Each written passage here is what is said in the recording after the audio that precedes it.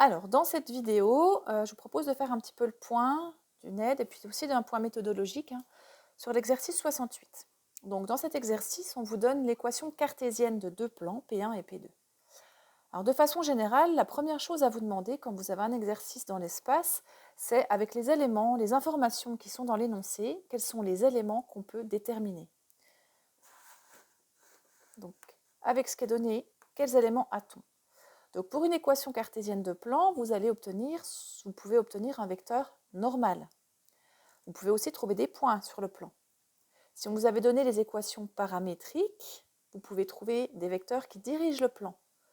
Si on a une équation paramétrique de droite, on peut trouver un vecteur qui dirige la droite, on peut trouver un point sur la droite. Et à partir de là, moi, je vous conseille de toujours faire un dessin pour savoir avec ce qu'on a, ce qu'on peut faire. Alors, quand on a une équation donc paramétrique de plan, on a un vecteur normal qu'on peut trouver facilement et éventuellement un point. J'ai dessiné. On a un second plan. Alors, ce second plan, soit il est parallèle au premier, je vais faire un premier dessin, et on est dans ce cas de figure-là, soit il n'est pas parallèle au premier, et dans ce cas-là, il va être sécant. Donc, je vais faire un autre dessin à côté. Donc, j'ai dessiné mon plan P2, il est sécant au premier plan, et je vais dessiner les informations que j'ai pour P2, c'est-à-dire son vecteur normal et éventuellement un point. Voilà. Alors maintenant, ce qu'il s'agit de voir, c'est comment faire pour savoir comment sont les éléments. Je vais redessiner mon vecteur N2 parce qu'on dirait qu'il est orthogonal à N1 et ce n'est pas forcément le cas du tout. En tout cas, sur mon dessin, ça ne l'est pas puisque mes plans ne sont pas perpendiculaires. Je vais le refaire. Voilà, c'est beaucoup mieux. C'est important de ne pas faire de cas particuliers parce que sinon, vous allez avoir des informations qui risquent d'être fausses visuellement. Donc, ça peut vous induire en erreur. Ce qui est important, c'est que le vecteur N2 il soit orthogonal au plan P2. Voilà. Alors, pour savoir dans quel cas de figure on est, réfléchissez un petit peu, vous pouvez mettre pause, essayez de l'écrire tout seul. On va regarder effectivement comment sont les vecteurs N1 et N2 l'un par rapport à l'autre. S'ils sont collinéaires, on est dans ce premier cas. Du coup, nos plans seront parallèles. S'ils ne sont pas collinéaires, on sera dans ce deuxième cas. Et du coup, nos plans seront sécants. Si deux plans sont sécants, je vous rappelle que l'intersection entre deux plans, il s'agit de quoi ? Eh bien, une droite. Et donc, on va chercher la droite correspondante, si jamais on est dans ce cas-là. Alors, essayez de vous débrouiller dans l'exercice déjà, pour savoir si nos deux plans ils sont parallèles ou pas.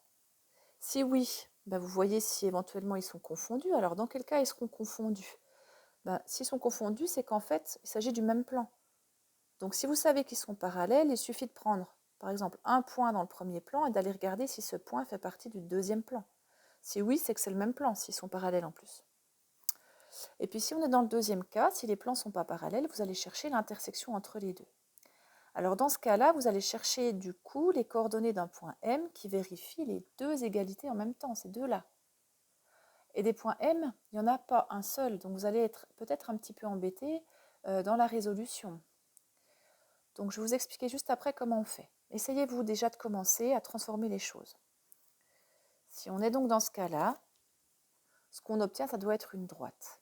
Et cette droite, on va la chercher sous forme d'une équation paramétrique en fait. Donc vous allez partir de vos deux égalités, si on est dans ce cas-là, transformer le système. Vous avez un système de deux équations à trois inconnues. Et l'idée, c'est de choisir une des trois inconnues comme paramètre. Et d'essayer d'exprimer, donc si par exemple je choisis Z, vous allez poser Z égale T, je l'écris dans votre solution, et vous allez exprimer X, Y en fonction de T. Et vous allez vous retrouver avec un système avec vos trois inconnus en fonction de T. Et vous devez reconnaître une équation paramétrique de droite. Je vous laisse vous y essayer et puis je vous ferai le corriger. Je vous ferai peut-être une petite vidéo pour ça, parce que c'est quand même assez compliqué. Voilà, c'est fini pour cette aide et cette méthodologie.